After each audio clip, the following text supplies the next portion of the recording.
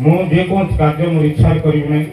ଆପଣମାନଙ୍କର ପରାମର୍ଶ ନେବି, ଆପଣମାନଙ୍କର ଇଚ୍ଛା ମାନେ ଆପଣ ଯେଉଁଟା ଚାହିଁବେ ସେଇଟା ହେବ। କିନ୍ତୁ ମୁଁ କାହାର ଏକୁଟିଆ ଲୋକ ମୁଁ ସେଟା କରିବା ପାଇଁ ମୁଁ ସେଟା କେବେ କରିବି ନାହିଁ। ସେଟା ଆପଣମାନେ ଜାଣିଥାନ୍ତୁ। ସମସ୍ତଙ୍କ ମତ ନେଇ ଯେକୌଣସି କାର୍ଯ୍ୟ ହେବ, ମଣ୍ଡଳୀର କାର୍ଯ୍ୟ ହେବ। ତେଣୁ ଏଥିପୂର୍ବରେ ପ୍ରତିଷ୍ଠାରେ ଯେଉଁମାନେ ମୋତେ ହିଂସା କଲେ, ଗାଳି କଲେ, ମୁଁ ସେମାନଙ୍କୁ ପ୍ରଭୁ ଗୁଣରେ ମାନେ ହୃଦୟ ସହିତ ମୁଁ ସେମାନଙ୍କୁ କ୍ଷମା ଦେଇଛି।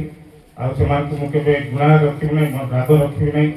ମୁଁ ସେମାନଙ୍କୁ ମାନେ ସେମାନେ ଆମମାନଙ୍କର ପରିବାର ମଣ୍ଡଳୀ ପର୍ବ ପରିବାର ସେମାନେ ଆମମାନଙ୍କର। ତେଣୁ ଯଦି ଆପଣମାନେ କେହି ବି ମୋତେ ଗାଳି କରୁଛନ୍ତି, ଆପଣମାନେ ମୋତେ ହିଂସା କରନ୍ତୁ ନାହିଁ। କାରଣ ମୁଁ ବି ଆପଣଙ୍କର ପୁଅ, ଆପଣଙ୍କର ଭାଇ, ଆପଣଙ୍କର ପରିଜନ। ତେଣୁ ଆମେ ପରସ୍ପର ଯଦି ହିଂସା ମନୋଭାବ ରଖି ମଣ୍ଡଳୀ ସେବା କାର୍ଯ୍ୟ କରିବା, ତେବେ କେବେ ବି ଆତ୍ମିକରେ ବଢ଼ିବା ନାହିଁ। ତେଣୁ ଆଜି ଆମେ ବାକ୍ୟ ପାଇଲୁ ଆତ୍ମିକରେ ବଢ଼ିବାର ନିମନ୍ତେ ନିଷ୍ପତ୍ତି ନେବା। ଆଜି ଦ୍ୱାରା ନିଷ୍ପତ୍ତି ନେବା ଯେକୌଣସି କାର୍ଯ୍ୟ ମଣ୍ଡଳୀ ଉନ୍ନତି ନିମନ୍ତେ ଆଉ ସମସ୍ତ କାର୍ଯ୍ୟ ଆମେ ସମସ୍ତେ ମିଳିମିଶି ଏକତାର ସହିତ କାର୍ଯ୍ୟ କରିବା ପାଇଁ ଚେଷ୍ଟା କରିବା। ତେଣୁ ମୋ ପାଇଁ ପ୍ରାର୍ଥନା କରନ୍ତୁ।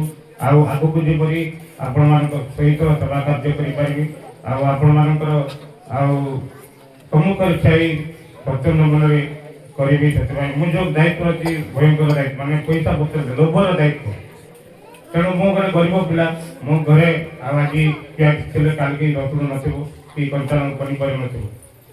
ମୁଁ ସେ ସବୁବେଳେ କହେ ମଣ୍ଡଳୀର ପଇସା କିଛି ବି ଆଉ ସେ ପଇସା କିଛି ବି ଗଲେ ମୁଁ କହିବି କ'ଣ ପାଇବି। ମୁଁ ଖାଏ ମଣ୍ଡଳୀ ଟଙ୍କା, କିନ୍ତୁ ଏଇ ମଣ୍ଡଳୀ ଗ୍ଲୋରି ଖାଏ। ଯାହା ମୁଁ ଖାଏ ଆପଣମାନେ ସମସ୍ତଙ୍କୁ ଖାଏ। ତେଣୁ ଆପଣମାନେ ମୁଁ କେବେ କେବେ ମଣ୍ଡଳୀ ଟଙ୍କା କେବେ ଖାଏନି, ମୁଁ ପାପ ହେବି ମୋ ମଣ୍ଡଳୀ ଟଙ୍କା ଖାଉଛି। କିନ୍ତୁ ମଣ୍ଡଳୀ ଗୃହ ମଧ୍ୟରେ ଆଉ ମଣ୍ଡଳୀ ଲୋକମାନଙ୍କ ସମ୍ମୁଖରେ ସମସ୍ତେ ମିଳି ଯେଉଁ କାର୍ଯ୍ୟକ୍ରମରେ ଆଣେ ସେଟା ଖାଏ, ସେଟା ମୁଁ ଖାଇଛି। ତେଣୁ ଯାହା ବି ହଉ ଆପଣମାନେ ଯଦି ମୋର କିଛି ଭୁଲ ତ୍ରୁଟି ଦେଖନ୍ତି, ପଛରେ କୁହନ୍ତୁ ନାହିଁ, ମୁଁ ସମ୍ମୁଖରେ କୁହନ୍ତୁ, ମୁଁ ସଂଯୋଗ କରନ୍ତୁ, ମୋତେ ପରାମର୍ଶ ଦିଅନ୍ତୁ।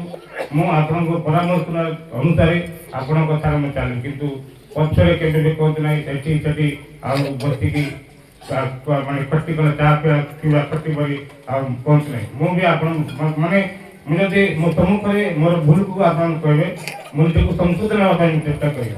କାରଣ ଯେକୌଣସି ଲୋକ ଯେକୌଣସି କାର୍ଯ୍ୟ 100 ଭାଗ ଠିକ୍ କରିପାରିବେ, କରୁ କିଛି ଭାଗରେ ମଧ୍ୟ ଭୁଲେଇ ପାରିବେ।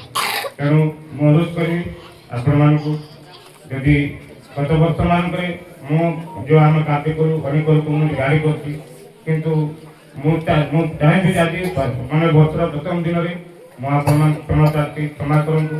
ମୋର ମାନେ କହିବାରେ ମୁଁ କୌଣସି ମାନେ ଆଉ ଯଦି ଅନ୍ୟାୟ ଥାଏ ଭୁଲ ହେଇଥାଏ ମୁଁ କେବେ ସମ୍ଭାଳି ପାରୁନୁ କହିବେ।